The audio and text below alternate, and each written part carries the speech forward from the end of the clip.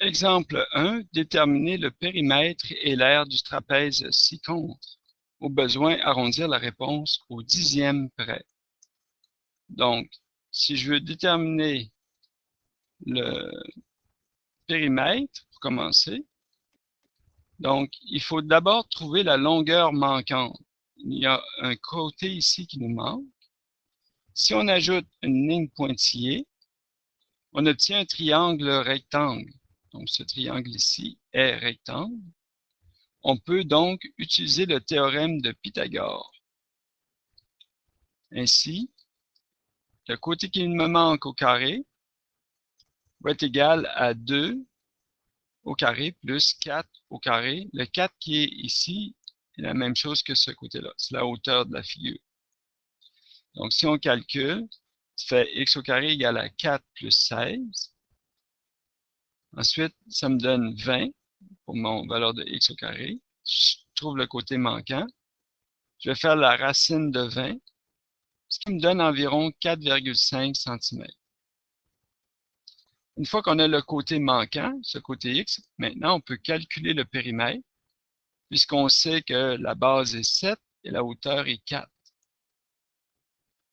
Donc, si on calcule le périmètre, c'est la somme des longueurs des côtés. Donc, avec le 4 qui est ici, indiqué, plus le 5, plus le 4,5 qu'on vient de trouver, plus le 7 qui vient ici. Donc, ça nous fait un périmètre de 20,5 cm.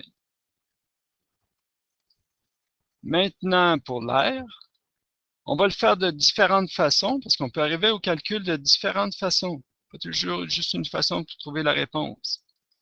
Donc, pour la première façon, on va diviser la figure pour former un rectangle et un triangle.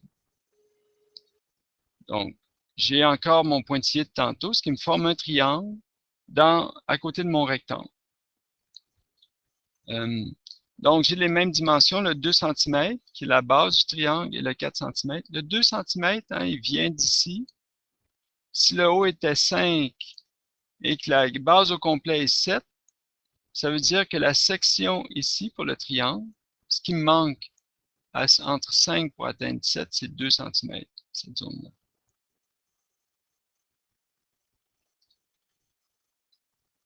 Donc, l'aire va être égale à un rectangle plus un triangle.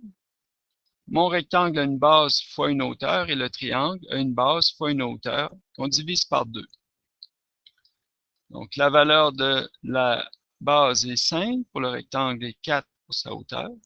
Et pour le triangle, sa base est 2 et sa hauteur est 4, qu'on va diviser par 2.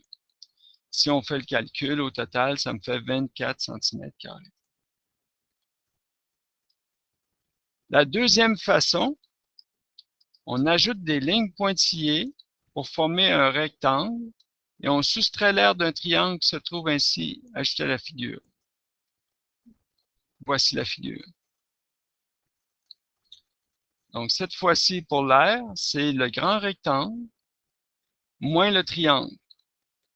Donc, le grand rectangle, c'est base fois hauteur et le triangle, c'est base fois hauteur divisé par 2. Pour l'aire, je fais la base qui est 7 fois la hauteur qui est 4 pour le rectangle. Et pour le triangle, c'est la même chose que tantôt. C'est les mêmes dimensions, 2 pour la base, 4 pour la hauteur qu'on divise par 2. Ça me fait encore 24 cm. Eh bien oui, on doit avoir la même réponse puisque les deux figures qu'on calcule sont semblables, même si on a utilisé des méthodes différentes. La troisième façon, on divise le trapèze en deux triangles et on additionne l'aire des deux triangles. Donc, on voit la ligne ici qui divise le trapèze en deux triangles. Donc, pour calculer l'aire, je vais avoir à calculer l'aire d'un triangle auquel je vais ajouter l'aire d'un deuxième triangle.